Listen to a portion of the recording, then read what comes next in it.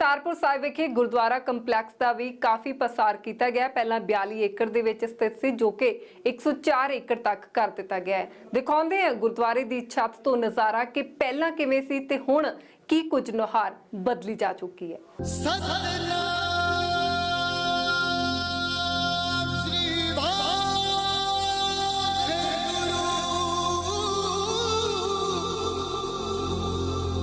गुरु नानक जिन सुनिया पेखिया से फिर गर्भास ना भरिया। गुरुद्वारा श्री करतारपुर साहिब जिथे गुरु नानक देव जी ने अपनी जिंदगी के करीब 18 वरे बिताए सन।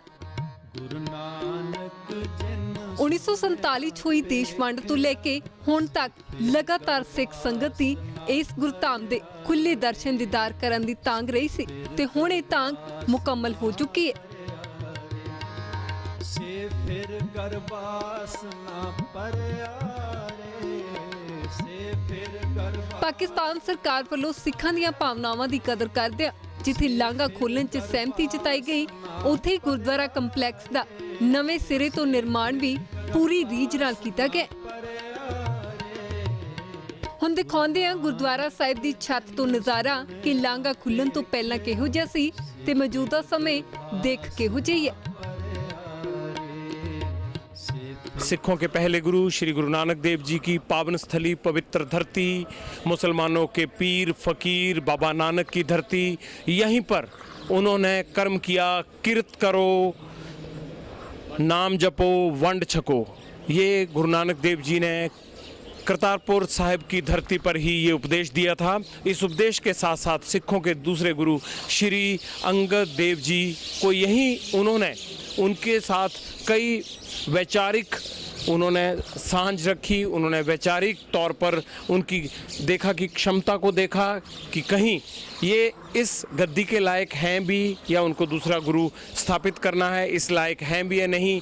यहीं उनके कई तरह से उन्होंने इम्तिहान भी लिए और जब श्री गुरु अंगद देव जी उन इम्तिहानों में पास हुए तो ये तय हुआ कि गुरु नानक देव जी के बाद गुरु अंगद देव जी सिखों के दूसरे गुरु होंगे।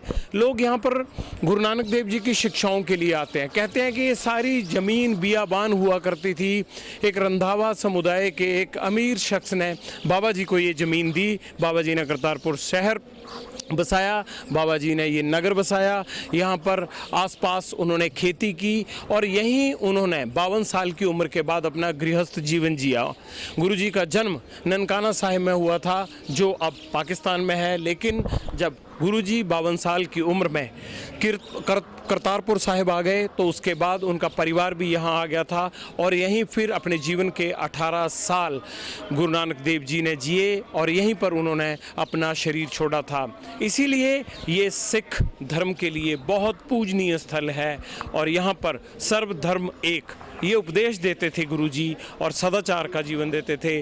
पंगत में लंगर करना है, बांट कर खाना है, कर्म करना है, ये तमाम उपदेश ये तमाम शिक्षाएं उन्होंने यहीं दी और करतारपुर साहिब की धरती से ही गुरु जी ने उदासियां भी शुरू की थी। तो उनके जीवन के कई महत्वपूर्ण पहलू करतारपुर साहिब की ज़मीन से जुड़े हुए हैं। इसीलिए सरहदें ने ये ज़मीन बांट दी, लेकिन अब वो सरहदों से ज़मीन का बंटवारा ख़त्म होने का वक्त आया है।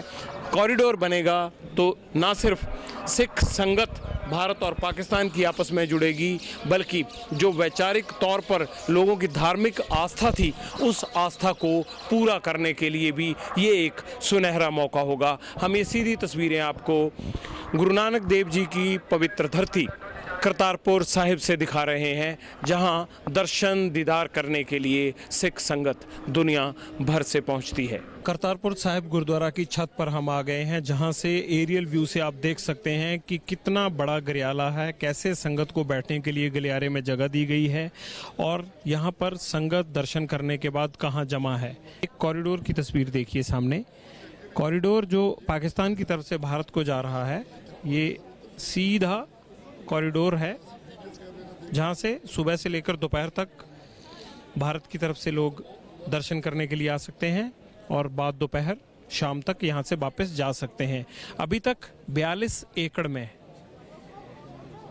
ये प्रक्रिमा को मिलाकर इलाका फैला हुआ है जिसमें लाइब्रेरी, म्यूजियम, लंगर हॉल, प्रक्रिमा, मेहमानों के बैठने के लिए बरामदा, स्टेज, सरोवर, ये तमाम चीज़ें हैं। और इसे आगे भविष्य में 600 एकड़ तक फैलाने का प्लान है इस पूरे प्रोजेक्ट को, जिसमें कि और ज़्यादा एक्सपेंशंस होंगी और ज़्यादा इसमें विस्तार किया जाएगा। आप देख रहे हैं कॉरिडोर के रास्ते वो जो बसेस जा रही हैं सामने, जहां हरे रंग का हाईवे पर जैसा बोर्ड लगा होता है वैसा बोर्ड लगा है।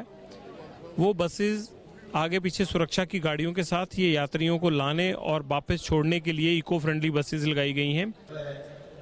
और भारत का अगर यहाँ से हम जीरो लाइन का फासला मान के चलें तो 4-4.5 किलोमीटर से ज़्यादा नहीं है। और इस 4-4.5 किलोमीटर के बीच 1 किलोमीटर लंबा रावी नदी पर पुल बना हुआ है, क्योंकि रावी नदी जो है वो दोनों देशों के बीच से गुजरती है। तो वो पुल का एक बड़ा काम सबसे ज़्यादा था। तकरीबन 1 किलोमीटर लंबा पुल है जो इस सड़क के गुजरने के बाद पुल से जुड़ता है और वो पुल सीधा फिर डेरा बाबा नानक की तरफ जाता है। वहीं से यात्री आएंगे और जाएंगे। ਸ਼੍ਰੀ ਕਰਤਾਰਪੁਰ ਸਾਹਿਬ ਗੁਰਦੁਆਰੇ ਨੂੰ ਇੰਨੀ ਸ਼ਾਨਦਾਰ ਦਿੱਖ ਦਿੱਤੀ ਜਾ ਚੁੱਕੀ ਹੈ ਕਿ ਉੱਥੇ ਪਹੁੰਚਿਆ ਹਰ ਸ਼ਰਧਾਲੂ ਰੂਹਾਨੀਅਤ ਦਾ ਅਨੁਭਵ ਕਰਦਾ ਹੈ।